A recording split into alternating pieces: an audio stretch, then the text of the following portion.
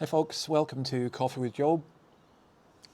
On Thursday morning, just had my breakfast, late breakfast, and I always read the newspaper. I have a pen that highlights stuff that I want to comment on, but nothing, absolutely nothing compares with having this. And if I was going to highlight anything in the Bible, it would be these verses. Job 19, we saw verse 25 yesterday. I know that my Redeemer lives, and in the end he will stand on the earth. And then these words today, and after my skin has been destroyed, yet in my flesh I will see God. I myself will see him with my own eyes, I and not another. How my heart yearns within me. I will see. I have glasses to help me see. I didn't always have glasses. I went into opticians in Edinburgh when I was at university there and said, I need a test because I need you to sign something that says my eyesight's fine for a driving license. He said, how is your eyesight? I said, oh, it's great, 20/20, no problem. Covers over my left eye and says, what can you read there? I could go all the way to the bottom, A-E-U-W or something. Covers over my right eye. What line can you read on the board there?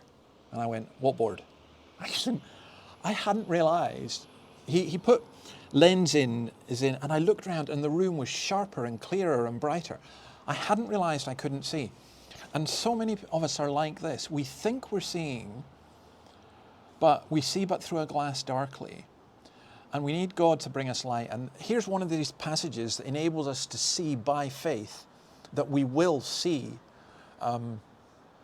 just extraordinarily. So he says, I will see him in my flesh. Now, I don't think that means while I'm still alive. He said, after my skin has been destroyed. I think it's after my flesh. And I think it's talking about the resurrection body. And Scripture's full of this.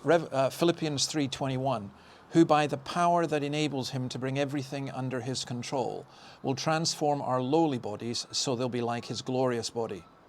1 Corinthians 15:44, it is sown a natural body, it is raised a spiritual body. Revelation 22, verse 3 and 4, no longer will there be any curse. The throne of God and of the Lamb will be in the city, and his servants will serve him. They will see his face, and his name will be on their foreheads. They will see his face. They will see his face. Job then says, the NIV translate, how my heart yearns within me. That's because we use the term heart to talk about how our emotions, but it's actually my kidneys, because the Hebrews saw that as the center of the emotions. Just how I'm stirred up inside, how I'm moved by this great thing. How I'm overwhelmed and exhausted even by this prospect. Just comes this incredible hope. We need to remember that life on earth is but at best, a preparation for a richer, fuller life to come. Paul says to the Philippians, I desire to depart. And he uses the word that's used for the last rope to be cut before the ship sails. You know that scene in Lord of the Rings at the end. I know that some of you watching this are facing death. We're all facing death, just some of you know it more than we do, and you've been told that you don't have that long to live. For the Christian, that's not a gateway into the ultimate darkness, although sometimes it does feel like that, doesn't it? But it's rather a means of meeting with Christ.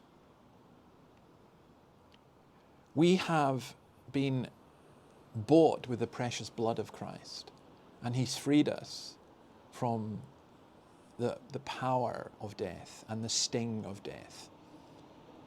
And I love what John says, dear children, now we are children of God, and what we will be has not yet been made known. But we know that when Christ appears, we shall be like him, for we shall see him as he is. We shall see him as he is. Isn't that just such a brilliant idea? I mean, there are people I long to see, but I mean, we're here in Australia, and I long to see my family back in Scotland. I can see them on Zoom and all the rest of it, but I just long to see them as they are.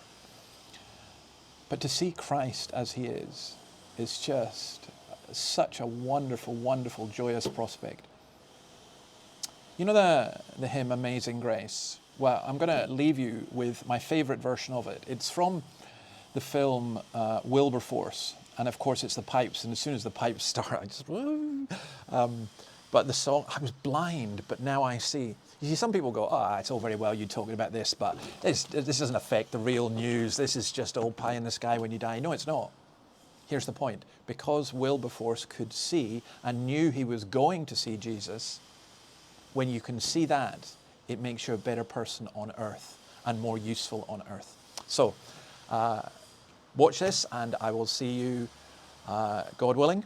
Well, I won't see you, will I? But I will see Christ, and we will meet again, I hope, this way tomorrow morning to continue looking at Coffee with Job. And by the way, please feel free to pass this on to other people. God bless you. What a great hope we have.